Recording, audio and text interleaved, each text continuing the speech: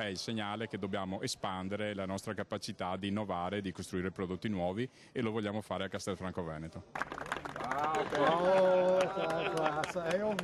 Il cuore pulsante nel cuore della Marca. Se si sceglie la provincia di Treviso per posizionare il quartier generale di una delle prime 10 realtà italiane per fatturato, significa che il territorio è ancora vivo nonostante tutto. Posa della prima pietra del nuovo headquarter del gruppo Stiga, leader in Europa nella produzione e distribuzione di rasaerba e attrezzi da giardino, che mantiene e potenzia la sua presenza qui. Stiamo dando vita ad un edificio moderno nel pieno rispetto delle norme ambientali e stiamo investendo nel nostro centro di ricerca e sviluppo.